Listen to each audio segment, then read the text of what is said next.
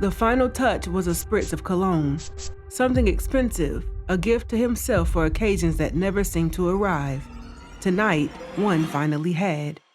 Cam Reese checked his reflection in the hallway mirror, a nervous smile playing on his lips. The apartment was perfect. Soft lighting, the good wine breathing on the counter. His heart was a hummingbird in his chest. On his phone, the last message from Evan glowed. See you in 10 minutes. The scent of citrus and sandalwood filled his lungs as Cam took a deep, steadying breath. This was it. This is the beginning of something beautiful. He walked towards the door to meet the man he'd been falling for online for weeks. A man who was, at this moment, wonderfully, terrifyingly real. Cam opened the door with a big smile and ushered him in quickly. 12 hours later, Maria, the building's morning maintenance supervisor, knocked twice on 4B, her master key in hand. "Maintenance," she called. When her third knock went unanswered, she slid the key into the lock. The door swung open onto a still life of violated intimacy.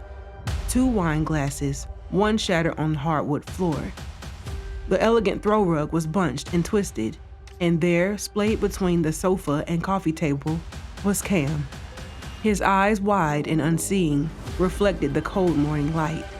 Now, the only scent in the apartment was the coppery tang of blood and the stale, greasy smell of lamb chops. Maria's scream tore through the silent hallway, a raw siren announcing that the promising first date had ended in murder. Welcome to Behind the Yellow Tape. I'm Mimi, and here we share some of the most spine-chilling, gut-stirring, mysterious crime stories that will keep you on the edge of your seat. So if mystery and crime is your cup of tea, then you'll definitely get your fill here. We upload every Wednesday at 6 p.m. Eastern Standard Time. If you love a midweek dose of suspense, whether from your favorite seat, the car, before bed, or during your favorite activity, then leave a like to help build the algorithm. Also, don't forget to subscribe and hit the notification bell so you don't miss an upload. Now, let's take a step behind the yellow tape.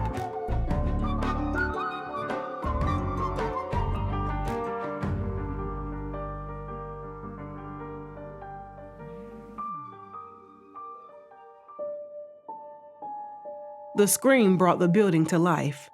Doors cracked open as the word spread quickly amongst the other residents. By the time the first patrol car arrived, Maria was hyperventilating on the hallway carpet, a pale, scared look on her face. Detective Marcus Thorne arrived with the sun at his back, casting a long shadow into the apartment. He paused at the threshold, his gaze performing its slow, technical sweep. The scene told a clear, brutal story, a romantic evening violently interrupted, written in the dark halo on the hardwood. A shattered wine glass, an overturned chair, a rug twisted in struggle, and the victim, Cam Reese, lying in a final stiffened curl, with the blank cinema of his eyes still showing a hint of surprise, and the clean stone bottle opener near his hand. By this time, Thorne's partner, Detective Alvarado, had already bagged the victim's phone from the kitchen counter and began initial investigations. It only took a few taps before she held it up for Thorne to see the screen. A dating app. The final message, "See you in 10 minutes." From the sender, Evan M. 84. Once the building superintendent arrived, he provided Thorne with the hallway security footage. The timestamp showed a figure in a dark hoodie arriving at 8:04 p.m. The apartment door opened, revealing a sliver of Cam's hopeful face before it swallowed them both. At 9:37 p.m., the same figure exited head down, moving with a purposeful speed. Thorne froze the frame as the man glanced up. Handsome, clean cut, a perfect match for a dating profile photo. "Evan," said Thorne, his voice flat. "Find him." The initial sweep of the apartment revealed a key detail. Nothing seemed to be missing except the victim's electronic key fob. Not in his pockets, not on the floor. Gone. The narrative began to write itself. The date took it, a premeditated move or a crime of opportunity that turned lethal. The family interview was a study in quiet tensions. Cam's brother Liam sat in the precinct interview room, his grief appearing as a physical weight. He spoke of Cam's romantic nature, his tendency to live in hopeful fantasies, his recent clashes with Liam over money that ultimately came from their mother. Liam was the responsible one, the one who worried. He never heard the name Evan. The mother, Eleanor Reese, wept quietly into a tissue. Behind her, her boyfriend Greg stood like a scowling sentinel. His disdain for Cam was a tangible force in the room. A drain, he called him, a child. He offered his alibi unsolicited, the all-night shift at the garage, with a challenging stare at Thorne. Eleanor spoke of the spare key fob, confirming it had never left her drawer. Thorne stood before the caseboard. At its center was the frozen, handsome face of the man from the security camera, Evan, and to the left, Cam's smiling social media photos. He stared. The digital team had no hits on the face from the camera. The Evan M84 profile had been deleted minutes after the estimated time of death, a ghost vanishing into the serververse. Thorne pinned the final piece of paper to the board and said, "He's out there. He planned this. He used a fake profile, got inside, and he took the key so he could come back and finish the job clean. But something went wrong. Cam fought back. The mission was crystalline. Find the Phantom, find the man in the hoodie, find Evan." Every piece of evidence pointed to him. 3 hours later, Alvarado handed Thorne a fresh printout, her expression unreadable. It wasn't a mugshot or a driver's license. It was a photo of a family. A handsome, clean-shaven man in a blue polo shirt smiling with perfect teeth. His arms were around a beaming woman and 2 young children, all posed in front of a fireplace with a garland hanging from above the mantel. Dr. Jeffrey Poole, Alvarado said, 41, orthodontist, married, lives in Concord, New Hampshire. Thorne looked from the printouts to the grainy security still on the board. The features aligned perfectly. The strong jaw, the arch of the eyebrows, the shape of the smile. It was the same man, yet it was not. "He's at his practice. We just got him on the line. He's baffled and now terrified." Alvarado paused. "He's never used a dating app. Says those photos were taken from his public Instagram and that he uses it to market his practice and showcase his family-friendly brand. Looks like he has 10,000 followers." The room seemed to grow colder. Thorne studied the happy family on the paper, then looked back at the crime scene photos, the shattered glass, the stain on the door. This wasn't a bad date. It was a trap. Someone had carefully crafted a lure using the stolen, wholesome identity of a man 300 miles away. They had chosen a specific kind of victim, a romantic, a hopeful soul like Cam, and presented him with a perfect, unthreatening fantasy. "A catfish," Thorne said, the word feeling inadequate. "A sophisticated one. The hoodie, the stolen photos, the deleted profile. He didn't want to be seen because he wasn't who he claimed to be. He took the fob because he intended to come back." The caseboard now had a new chilling section. Thorne pinned the family photo of Jeffrey Poole next to the security still. He drew a line connecting them labeled "Stolen Identity." This changed the motive landscape. This wasn't a crime of passion that spiraled. This was predation. Stalking. The meticulous grooming of a victim using a shield of complete fiction. Thorne ordered a deep forensic dive into the deleted Evan M84 profile, tracing its digital creation, payment methods, and any digital fingerprint left in the code. He put in a request to scour Cam's computer and financials for any other hidden contacts and any signs he was being manipulated or blackmailed. The following day, a new piece of the timeline clicked into place. The building manager provided a full access log for Cam's apartment door. It showed the electronic lock disengaging at 9:37 p.m., Evan's departure on the hallway camera. Then, at 11:22 p.m., it disengaged again. Another entry. "He came back," Thorne said, a grim satisfaction in his voice. "Just like we thought. It was the murder window. He used the fob he stole." Evan left at 9:37, then returned at 11:22 to finish what he started. Cam had still been alive after the first encounter. The fight, the murder, happened during the second encounter. The Phantom was taking on a clearer, more monster-like shape. Thorne re-interviewed Liam and Eleanor, this time focusing on any hint of online threats, any paranoia or strange messages Cam might have mentioned. Liam, red-eyed and wearied, could offer nothing new, just the same sad story of a brother lost in dreams. Greg, when Thorne visited the garage to verify his alibi with his manager, was smugly vindicated. The time cards and security footage from the garage bay placed him there, under the hood of a sedan from 6 p.m. to 2 a.m. His resentment was real, but his alibi was ironclad. With the greasy smell of motor oil in his nostrils, Thorne left the garage. He felt the investigation narrowing into a dark digital tunnel. All the human bitterness, Liam's weird frustration, Greg's cold contempt was just background noise. The real enemy remained anonymous. The mission was no longer to find a man. It was to unmask the Phantom. And the only place left to look was in the depths of the digital world. A week of forensics yielded nothing but dead ends.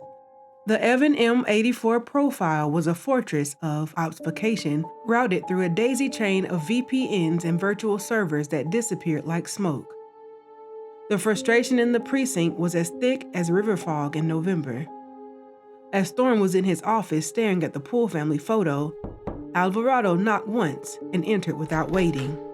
She held a single sheet of paper. Her face was not triumphant, but deeply unsettled. "They cracked the creation point," she said, her voice low. "Where?" asked Thorne. She didn't answer. She just placed the paper on his desk. It was a technical report from the digital forensics unit. Thorne's eyes scanned the dense jargon, MAC addresses, IP logs, and timestamps until he found the conclusion highlighted in yellow. Point of origin for profile, creation/upload activity. Registered user, Cameron Reese. Location, 1422 Grand Ave, apartment 4B. Timestamp, October 12th, 8:15 p.m. The words blurred for a second. Thorne read them again, and then a third time. The room slightly tilted. "There's a mistake," he said, his voice hollow. They triple-checked it. It pinged from Cam's home network, from his own computer. The Evan profile was built while he was sitting in his own living room. Thorne's carefully constructed reality, the predator, the catfish, the returning killer, shattered. The digital Phantom hadn't been hunting Cam. He had been born in Cam's apartment. He moved to the caseboard in a daze.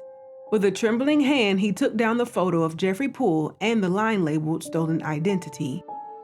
He pinned the forensic report in its place. The center of the investigation was no longer the security camera still. It was Cam himself. Thorne, feeling like he had ran into a brick wall, did the final and only thing he could think of to prevent this case from becoming like so many other cold cases. He ordered to have the computer fully scrubbed for anything that could lead to a clue. So many families go with so many unanswered questions. This could not be one of them.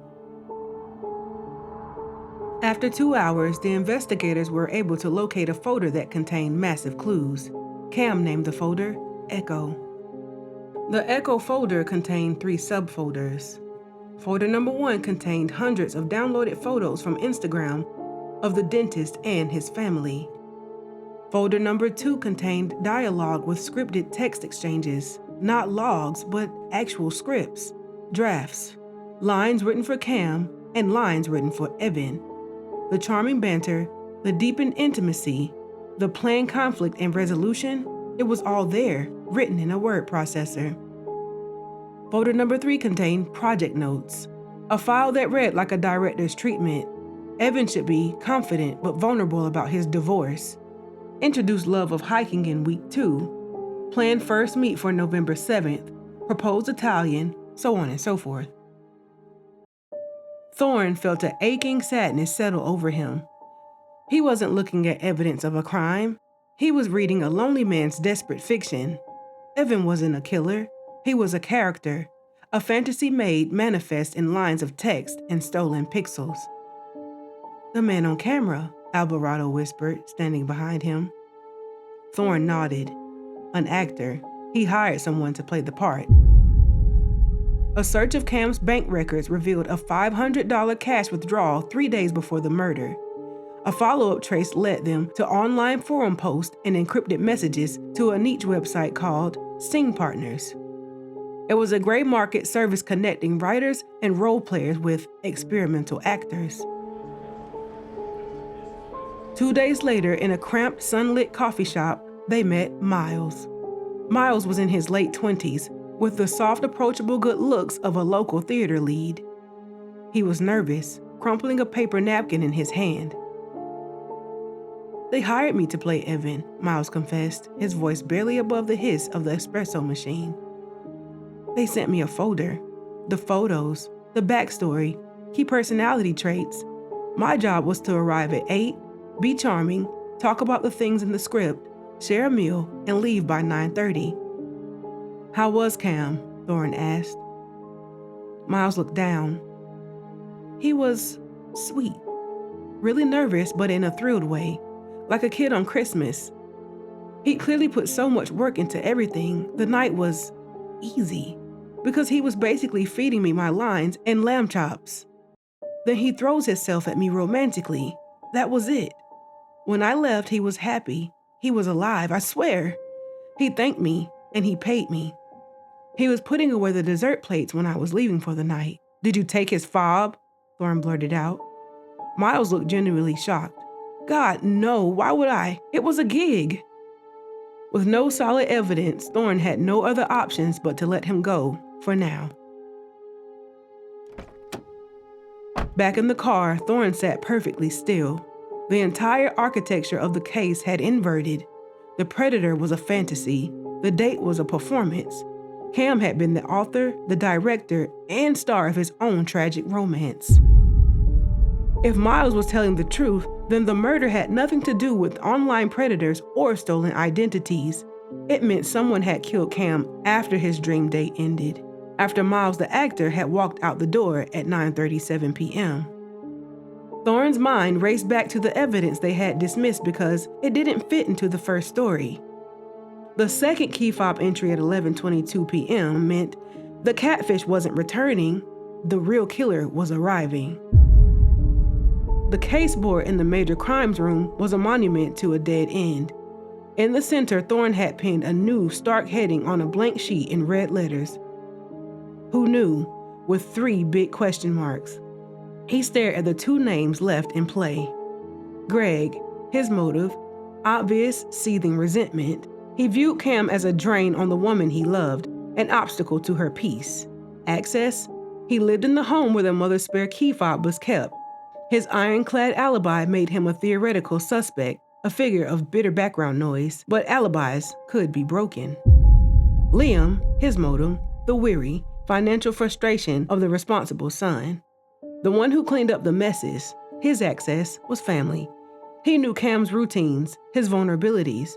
His alibi was soft, home alone, but he had shown only grief, no obvious rage. Thorne's gut, trained on 1,000 lies, pulled him toward the clearer hatred. He went back to the garage, not to the manager, but to the other mechanics. He questioned them about that night. The stories matched, down to Greg's cursing about a stripped bolt on the 17 sedan in Bay 3 at 10 p.m. The security camera timestamp from the garage's own system confirmed it. Greg was in the frame under a car at the exact minute the key fob was used at Cam's apartment. His alibi wasn't just solid, it was geographically impossible to break. The frustration in the room thickened. Thorne felt the case shrinking, the walls closing in. He had to go back to the beginning. He started the interviews over, a tedious but necessary purge. The question was simple now. Where were you between 9:30 and midnight? He saved Eleanor for last. Her house was a tomb of quiet grief. Greg was gone, staying with a friend, she said. She looked small and impossibly tired on the floral sofa. Miss Reese, I need to ask you about that night again. The timeline. You said you were home alone watching TV. Yes, she replied. Did anyone come by, even for just a minute? She hesitated, her fingers plucking at her sleeve. No one. Thorne leaned forward, his voice a low, confidential murmur. Eleanor, the person who killed Cam used a key. The only other key is yours. He let the silence stretch. Sometimes people borrow things with good intentions to check on someone, to help. Eleanor's face crumpled. The lie was too heavy to hold. Liam, she whispered, the name a confession. He came by. It was earlier, before all that. Maybe 8:30. He was so upset. Him and Cam had a terrible fight on the phone. He said he was going over there to talk some sense into him. He asked for my key. He said he'd bring it right back. Did he? Asked Officer Thorne. She shook her head, fresh tears tracking through the old ones.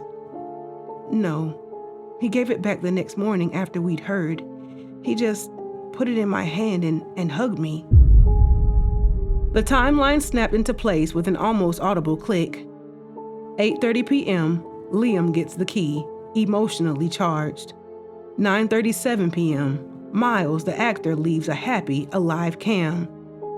11:22 p.m., Liam uses the key. Did he say anything when he returned the key? Anything at all? Asked Officer Thorne.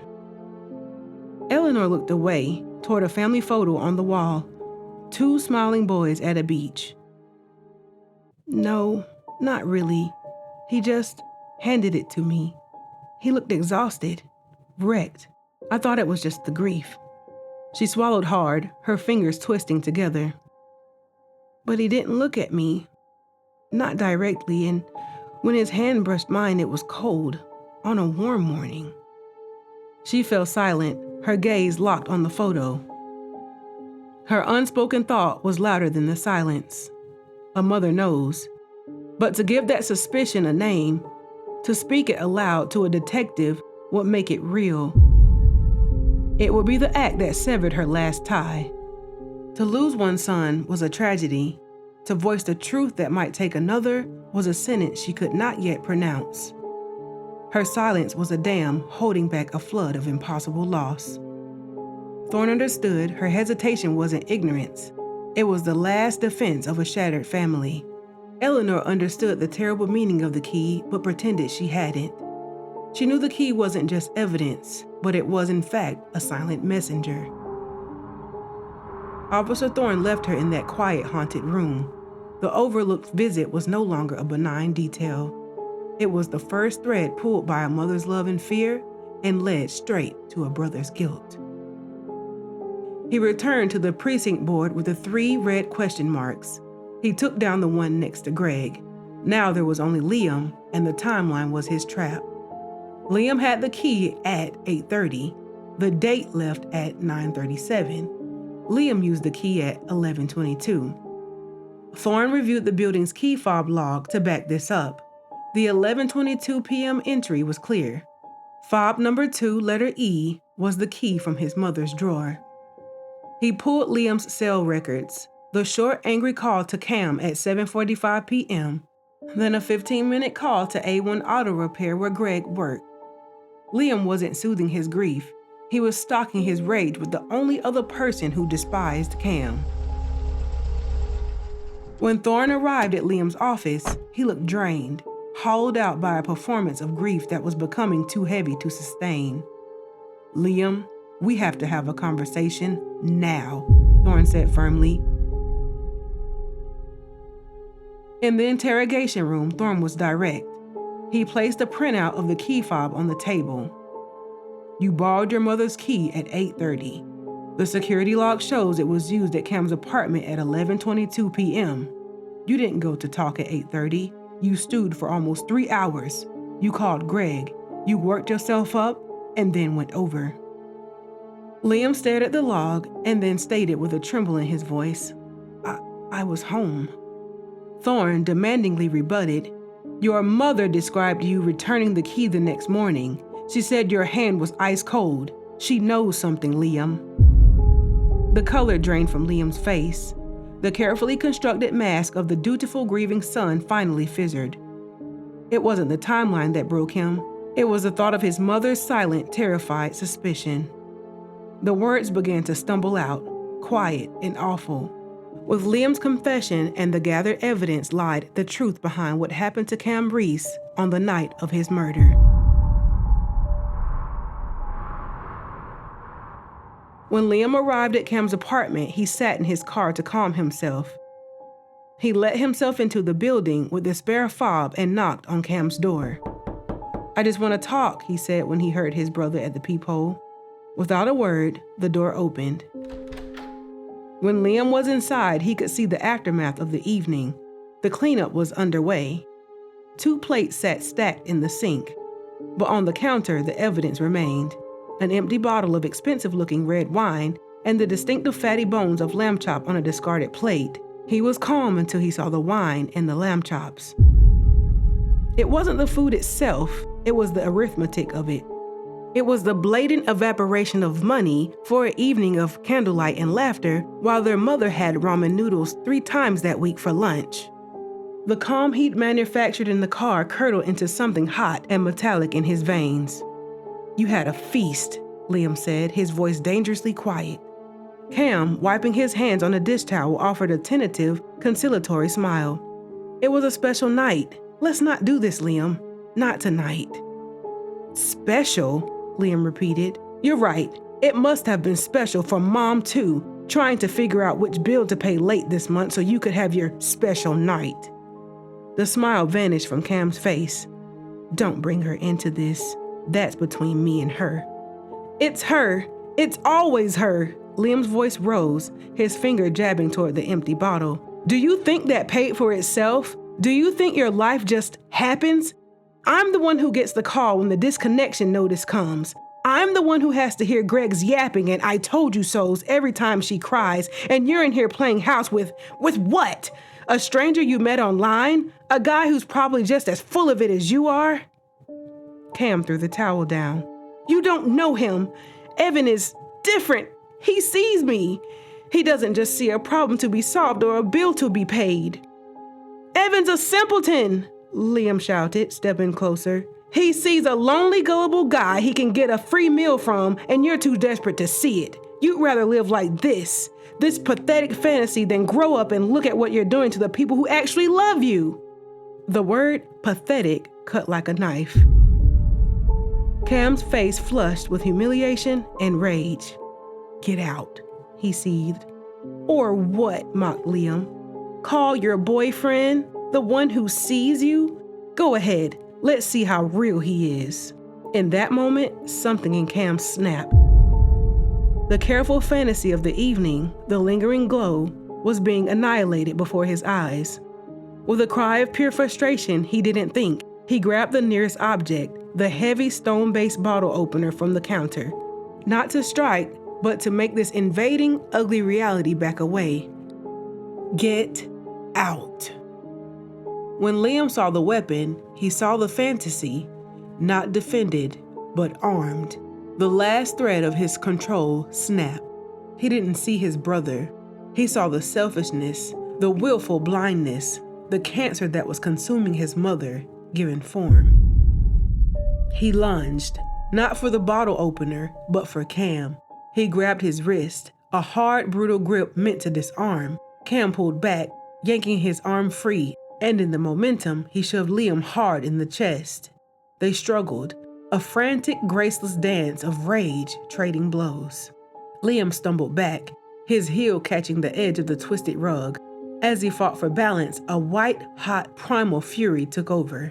He surged forward and shoved Cam back with all his weight, a final explosive release of every resentful thought. Cam was embraced. He wasn't expecting the raw force. He flew backwards, his feet tangling in the rug. There was no time to catch himself. The side of his head connected with the sharp, unforgiving corner of the heavy industrial coffee table. The sound was not loud. It was a dense, final thud, then silence. The fantasy was over. Liam stood, panting, the roaring in his ears fading to a high, dead whine. He looked at the wine, the lamb bones, the beautiful, empty apartment. Then he looked at his brother, who was not moving. He saw Cam's key fob on the counter, and in that terrible silent moment, the responsible son made his last, worst calculation. He took the fob. He left the bottle opener and walked out, locking the door on the ruin of 2 lives. Liam was convicted of manslaughter and sentenced to 15 years. The trial was quiet, a procedural echo of the tragedy. Greg did not attend. He had moved out, the connection severed by the very bitterness he'd helped ferment. For Detective Marcus Thorne, the case left a residue no conviction could wash away. He'd closed the file, but its shadow followed him into the quiet of his own home. He set out to catch a predator and instead had dismantled a dream to expose a different kind of monster. One made of resentment, exhaustion, and a twisted sense of duty. The good son was in a cell, his responsibility, finally, terribly absolute. The dreamer was in the ground, his fantasy forever interrupted. Eleanor, the mother, was left in a quiet house staring at a picture of 2 boys on a beach, holding in her drawer the key fob that unlocked the end of everything. This story teaches us that the truth is not always a stranger. Sometimes it's the familiar face across the table, pushed too far by the weight of a lie they can no longer carry. And it reminds us that in the desperate arithmetic of love and money, of dreams and duty, a single shove can be the only equation left, and its answer is always 0. Until next Wednesday, I'm Mimi, and this has been A Step Behind the Yellow Tape.